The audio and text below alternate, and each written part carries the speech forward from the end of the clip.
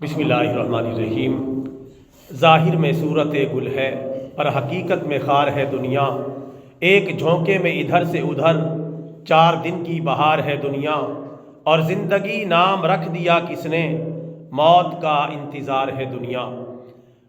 برادران اسلام، اللہ تعالیٰ پارہ نمبر 21 سورۃ العنکبوت کی آیت نمبر 64 میں ارشاد فرماتا ہے، وَمَا هَذِهِ الْحَيَاةُ الدُّنْيَا إِلَّا لَهْوٌ وَلَعِبٌ وَإِنَّ الدَّارَ الْآخِرَةَ لَهِيَ الْحَيَوَانُ لَوْ كَانُوا يَعْلَمُونَ۔ ترجمہ، اور یہ دنیا کی زندگی نہیں ہے مگر کھیل اور تماشا، اصل زندگی آخرت کی زندگی ہے، کاش کے لوگ یہ بات جان لیتے۔ برادران اسلام، اس کائنات کو پیدا کرنے والا عظیم پروردگار اپنے کلام پاک میں ہمیں خبردار کر رہا ہے کہ یہ دنیا کی زندگی محض کھیل اور تماشا ہے، اس سے زیادہ اس کی کوئی حقیقت نہیں۔ جس طرح بچوں کے کھلونوں کی حقیقت ہوتی ہے اور پیچھے کچھ بھی نہیں ہوتا، اسی طرح یہ دنیا کی زندگی کھیل اور تماشا ہے، اصل جو زندگی ہے وہ آخرت کی زندگی ہے۔ کاش کے لوگ اس بات کو جان لیتے۔ یہ اللہ تبارک و تعالیٰ اپنے کلام پاک میں ہم سب کو خبردار کر رہا ہے کہ دنیا میں اتنا رہو جتنا دنیا میں تم نے رہنا ہے، اتنا اس کے لیے کماؤ، دنیا کے لیے اتنا سوچو جتنا دنیا کے اندر تم نے وقت گزارنا ہے، اور آخرت کے لیے اتنا سوچو جتنا آخرت میں تم نے وقت گزارنا ہے۔ دنیا کے اندر ہمارا وقت کتنا ہے؟ 40 سال، 50 سال، 60 سال، 80 سال، 100 سال، 120 سال، چلو 150 سال، پھر کیا ہے؟ پھر موت ہے۔ ایک دن مرنا ہے، آخر موت ہے، کر لے جو کرنا ہے، آخر موت ہے۔ جگہ جی لگانے کی دنیا نہیں ہے، یہ عبرت کی جا ہے، تماشا نہیں ہے، پھر موت ہے۔ اللہ نے اس دنیا کی زندگی کو کھیل اور تماشا قرار دیا ہے۔ یہ چند روزہ کھیل اور تماشا ہے جو ہمیں ہماری آنکھوں کے سامنے نظر آ رہا ہے، جس کی وجہ سے ہم اپنی قبر کو اور آخرت کو بھلائے بیٹھے ہیں، قیامت کے دن کو بھلائے بیٹھے ہیں۔ اللہ فرماتا ہے اصل زندگی آخرت کی زندگی ہے۔ یہ دنیا کی زندگی تو آخرت کے مقابلے میں اتنی بھی نہیں ہے، جتنا قطرہ سمندر کے مقابلے میں ہوتا ہے اتنی بھی اس دنیا کی حیثیت نہیں۔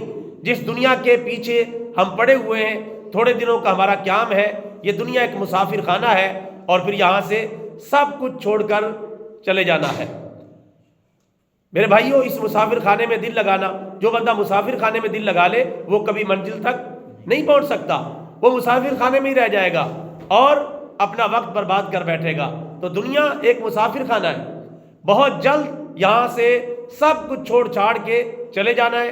اکیلے آئے تھے، اکیلے ہی چلے جانا ہے، اور قبر میں اپنے اعمال کا حساب کتاب دینا ہے۔ اللہ تعالیٰ جو اس دنیا کا بنانے والا ہے، اس سے زیادہ اس دنیا کی حقیقت کو کوئی نہیں جانتا۔ اس دنیا کا بنانے والا اس دنیا کے بارے میں پردہ فاش کر رہا ہے کہ یہ دنیا کی زندگی صرف کھیل اور تماشا ہے، اصل زندگی آخرت کی زندگی ہے، جس میں حقیقت پائی جاتی ہے۔ جو آخرت کی زندگی ہے، عذاب والی ہے یا ثواب والی ہے، جنت والی ہے یا دوزخ والی ہے، اصل زندگی آخرت کی زندگی ہے۔ اگر خدا نہ خواستہ کوئی دوزخ میں چلا گیا تو وہ مارا گیا، اور جو جنت میں چلا گیا وہ کامیاب ہو گیا۔ اللہ تعالیٰ نے یہ بات پارہ نمبر 4 اور سورہ آل عمران کے اندر بھی بیان کر دی ہے کہ فمن زحزح عن النار وادخل الجنۃ فقد فاز۔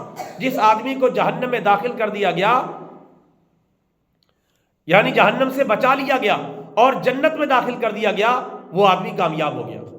جی، جو آدمی جہنم سے بچ گیا اور جنت میں داخل ہو گیا، اللہ نے اس کو کامیابی کا سرٹیفکیٹ دیا ہے۔ تو یہ ہے اصل آخرت کی زندگی، اور اس کے اندر کمائی کہاں سے کرنی ہے؟ اسی دنیا کی زندگی میں۔ جو بوو گے وہ کاٹو گے، جیسا کرو گے ویسا بھرو گے۔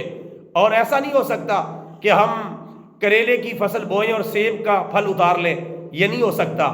مرچوں کا بیج بوئیں اور ہم اس میں سے ٹماٹر اتار لیں، ایسا نہیں ہو سکتا۔ جو بوو گے سو کاٹو گے، جو بوتے ہیں وہی اگتا ہے۔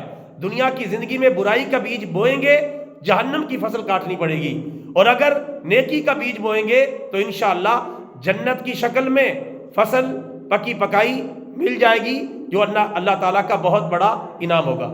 یہی بات اللہ نے فرمائی ہے، اصل زندگی آخرت کی زندگی ہے۔ آخر میں فرمایا کاش کے لوگوں کو پتہ چل جاتا۔ بعد میں چیخیں گے، چلائیں گے، روئیں گے، کاش آج پتہ چل جاتا، کاش آج آنکھیں کھول لیتے اور اپنی آخرت کی تیاری میں لگ جاتے۔ اللہ تعالیٰ سے دعا ہے اللہ تعالیٰ ہم سب کو فکر آخرت کا جذبہ عطا فرمائے اور دنیا کے بارے میں اتنا سوچنے کی توفیق عطا فرمائے جتنا دنیا میں رہنا ہے، اور آخرت کی اتنی فکر کرنے کی توفیق عطا فرمائے جتنا آخرت میں رہنا ہے۔ اللہ تعالیٰ ہمیں سمجھ اور عقل سلیم عطا فرمائے، آمین۔ وما علینا الا البلاغ المبین۔